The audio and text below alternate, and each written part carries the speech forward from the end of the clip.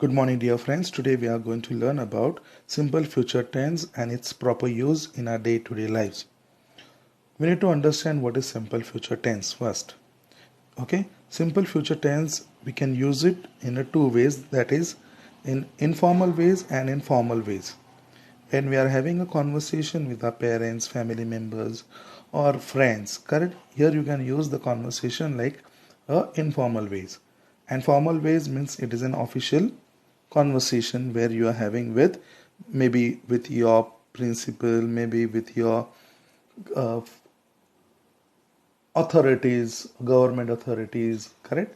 So this is the way that we are going to use our simple future tense. You can see here I have divided this to simple future in two parts, informal and formal. When we are talking about an action, correct? So action could be planned or it could be unplanned. Now here I have given in plan going to. The simple future tense also we can use with the verb that is going to and present continuous. But we are in this video we are going to learn only about well. We are not going to use anything about going to. Unplanned you can see here well, but it is exactly we have to use as a contraction form of well, that is I will. Yeah, I'll. We say it, correct? You can see here, okay John, okay, I will meet John tomorrow. So instead of I will, we have to say I'll. And in formal, we have to say I will meet Mr. Peter tomorrow. So you could be talking about a person who is in the office. So that's why you have to meet him. Correct? So this is a formal way to speak about the will. And that is a simple future tense. So you can have a glance through, look at this chart again. So then you will understand where exactly we have to use. I am sure that you know the formula of simple future tense. So that is why I have not focused on the first slide where you can learn in the other as we go through this video, correct? In the simple future tense, we are going to learn about three parts, that is affirmative sentences in the future tense, negative sentences and interrogative sentences, because whenever we are going to learn this in this format. So let us see the affirmative sentence, that is simple future tense. The formula for this is subject plus will plus V1 plus object and at the end full stop. So now here you have seen subject. I have written all the subjects, correct? I, we, you, they, he, she, it. Or it could be anybody's name also you can mention it, or the names which are common, proper, abstract also you can include as a subject. After that we have added will, then we have added verb form V1 and object. So let's say example, I will sing a song. We will watch a movie. You will start the lesson. They will understand my project. He will write a letter or she will write a letter.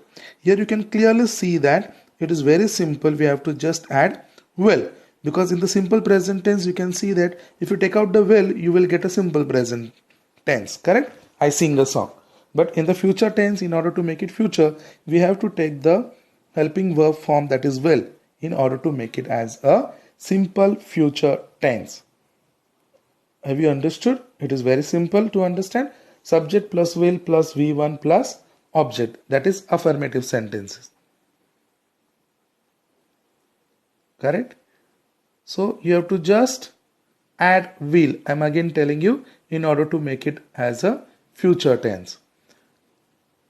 Have a look at these sentences and try to change the different verbs and different objects, or also you can change the subject in order to make various sentences based on this formula. For that you need to have a good vocabulary of verbs, correct? So try to learn as many as verb and try to make as many as sentences with the help of this formula. So you can make n number of sentences. Second one is negative sentences. Here you can see here the formula is same, but we have added only not after will and before V1. So in order to make it negative, it is just simple, correct? So what is the formula now? Subject plus will not plus V1 plus object and at the end full stop. Here in this context, why we have used not? Because sometimes we have to say we have to make negative statements or we have to speak a negative statement. That is why we have added not. So you can see, I will not come home. We will not tell a story. You will not copy in the exam. They will not draw a picture. He will not drink water. So you can see here it is very simple. If you take out not, it will become simple future tense affirmative sentence, and if you add, it becomes a negative sentences. It is very easy to understand. You need to just understand the formula. I am again repeating that you need to learn as many as verb, because the formula is just same. We have to just change the verb and the object in the context that we are going to talk. Correct? So you can see beside this example, you can also speak like that. I will not hesitate to talk to my friend. It is a very big sentence I have said, but I will not hesitate. So hesitate is a verb V1. Correct? So with this also you can start making various sentences. Have you understood? You will not try to make ice cream. This is one more example I am giving beside this example. So you will not try your best. Or they will keep their hands up. So you can see it's very simple. Now let's move on to interrogative sentences. Here what we have done is, correct, interrogative sentence, you know, where we have to ask a question. But here what we have done, we have changed the place of will and the subject, and the rest is the same, and at the end we have added a question mark. Just have a look at it. Correct?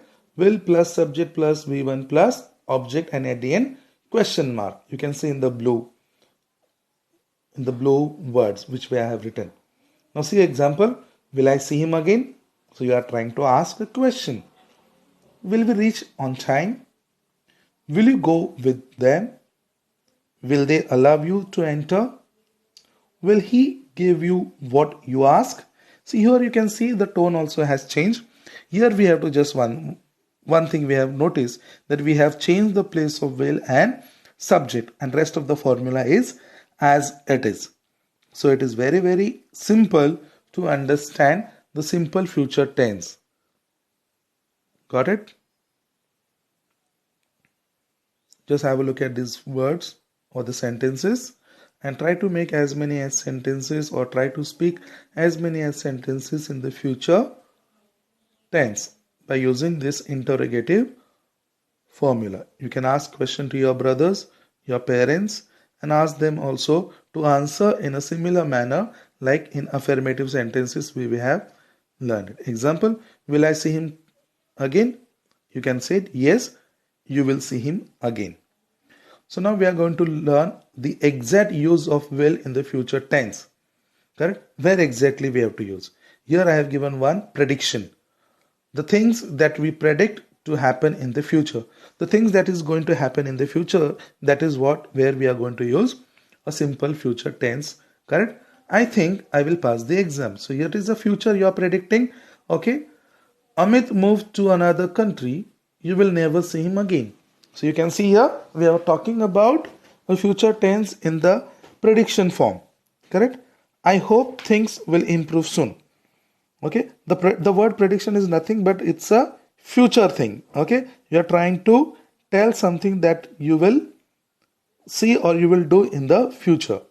Now here it is said that will is often used with verbs such as think, know, believe, suppose, expect, hope, be sure, be afraid, wonder, and etc. Correct? Example, you can see here, I hope things will improve soon. So we have used the word hope before after will. Correct? So that is the understanding about the simple future tense in prediction. So whenever you are going to have a conversation with your friends, you can use this, and keep it in mind that you can use these words like suppose, believe, expect, and the other things. Right? Just have a look at it. This try to read and understand.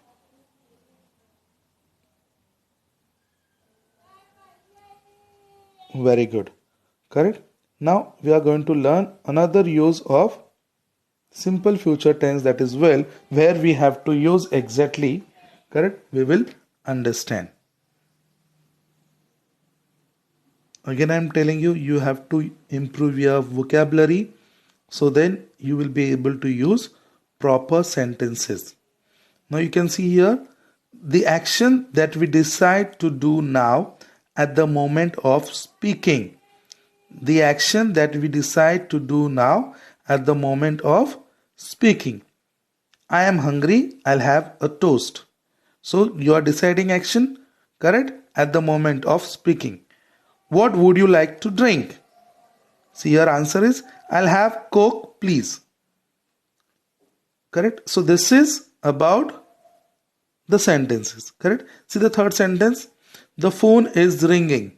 I'll answer it. So you see the action is happening at the moment, and that's why you are using the simple future tense in order to talk about the action which is happening right now.